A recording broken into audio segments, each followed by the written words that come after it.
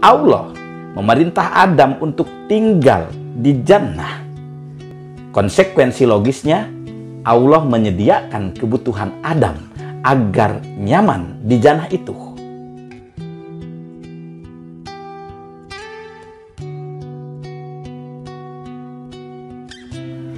Uskun anta wa zaujukal jannah.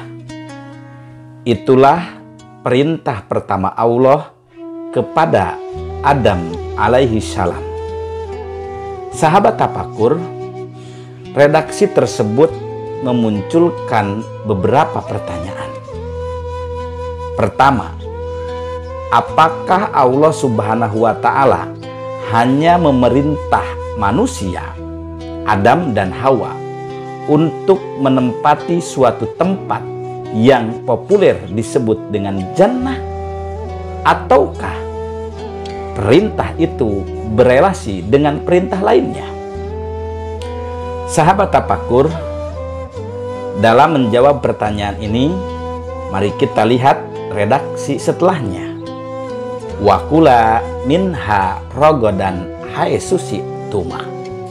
Makanlah apa yang ada di jannah itu kapanpun kamu mau. Dua redaksi ini mengisyaratkan kepada kita semua bahwa Allah Subhanahu wa Ta'ala Maha Adil. Saat Allah Subhanahu wa Ta'ala memerintah sesuatu, Allah pun menyiapkan, menyediakan apa yang menjadi kebutuhan manusia. Dengan kata lain, setiap perintah dari yang lebih tinggi ke yang lebih bawah itu mengandung resiko, baik bagi yang memerintah ataupun yang diperintahnya. Allah memerintah Adam untuk tinggal di jannah. Konsekuensi logisnya, Allah menyediakan kebutuhan Adam agar nyaman di jannah itu. Ketika seseorang menyuruh untuk diam, namun dia tidak menyediakan kebutuhan bagi orang yang diperintahnya, berarti orang yang menyuruh itu termasuk kategori dolim. Sebagai ilustrasi, dalam kebudayaan masyarakat Muslim, seorang istri itu harus diam di rumah, atau dengan kata lain, pekerjaannya domestik. Resiko dari perintah agar istri berada di rumah adalah suami berkewajiban memenuhi kebutuhan-kebutuhan istrinya. Ketika suami tidak memberikan kebutuhan kepada istrinya, berarti suami itu sudah dolim. Bahkan bisa jadi ketika perintah itu, kata suaminya, engkau tinggal di rumah, namun tidak menyediakan kebutuhan bagi istrinya, istrinya akan gundah. Karena gundah, istri akan memberontak. Sahabat tafakur, dalam komunitas yang jauh lebih besar juga sama. Jika seseorang menyuruh kepada orang lain untuk tinggal di rumah atau untuk meninggali suatu tempat, resikonya orang yang menyuruh itu terlebih dahulu harus menyediakan kebutuhan-kebutuhan orang yang disuruhnya. Jika tidak, orang itu termasuk kategori dolim. Permasalahan kedua dalam ayat itu adalah satu pertanyaan. Mengapa dua perintah pertama Allah kepada manusia erat kaitannya dengan makanan? Dengan kata lain, kenapa Allah tidak menyuruh untuk sholat? Allah tidak menyuruh untuk zakat, atau Allah tidak menyuruh untuk haji. Tapi justru yang pertama kali itu uskun dan wakula, diam dan makan. Sahabat tafakur, jika kita merenungkan redaksi ayat itu, kita dapat mengatakan bahwa ibadah akan terjadi jika tubuh manusia sudah terpenuhi kebutuhannya. Dengan kata lain, makanan itu merupakan prasyarat dasar agar ada kewajiban. Nah, dengan demikian dapat kita simpulkan bahwa Allah menyuruh Adam untuk makan, karena setelah makan Adam akan menjadi kuat, Adam akan tumbuh kemudian berkembang. Pada saat itulah akan muncul titah-titah lainnya. Nah, kalau demikian adanya, wajar kiranya jika Rasulullah SAW menyebutkan kadal fakru ayyakuna kufron. Hampir saja kefakiran itu menyeret seseorang pada kekufuran. Berarti ibadah itu akan tenang ketika kebutuhan pokok sudah tersedia.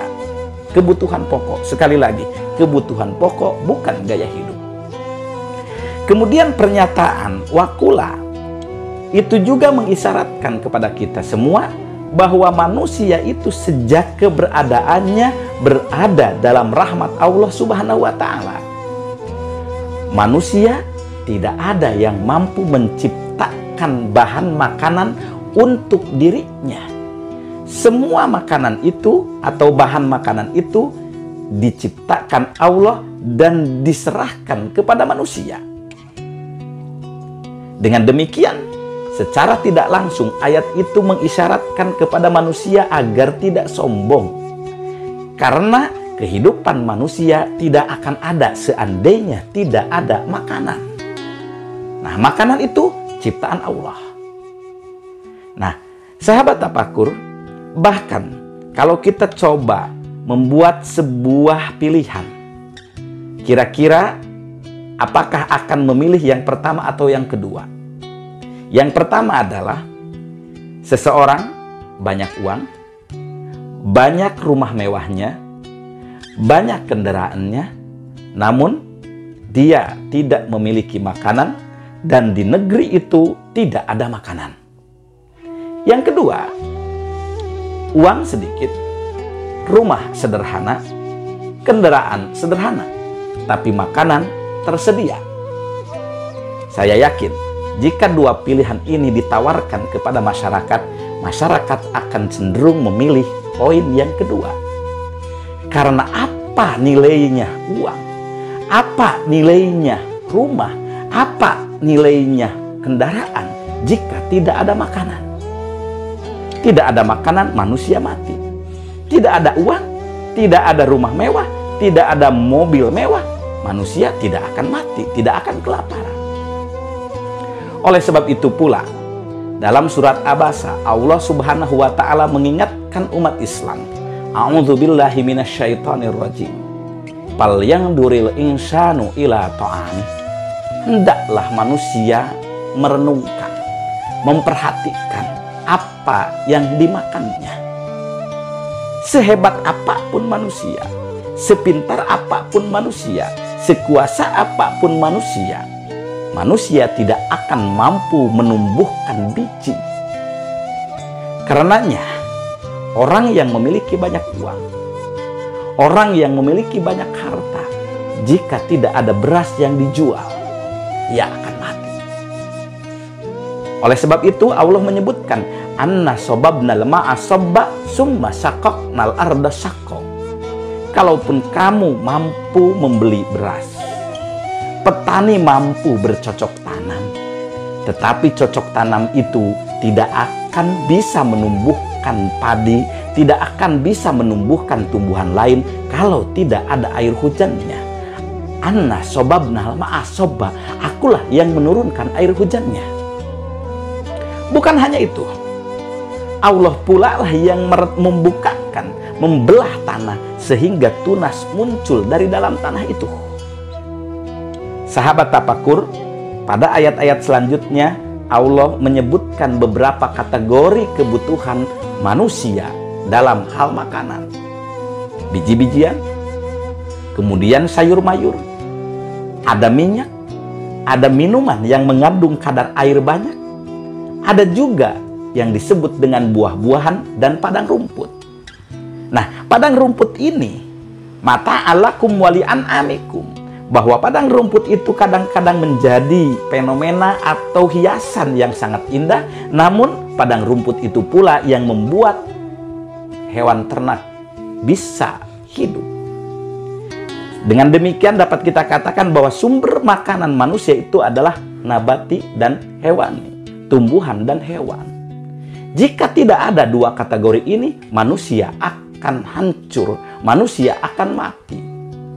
Nah, oleh sebab itulah, pada kisah Nabi Yusuf, kita dapat mencermati Nabi Yusuf di negara Mesir mampu bertahan hidup. Karena apa? Karena stok pangan tersedia. Ketika stok pangan tidak tersedia, manusia akan kelaparan. Yang ujungnya, manusia akan mati. Kalau demikian adanya, kehidupan manusia tergantung pada tumbuhan dan hewan. Karenanya tidak layak bagi seseorang untuk menyombongkan diri.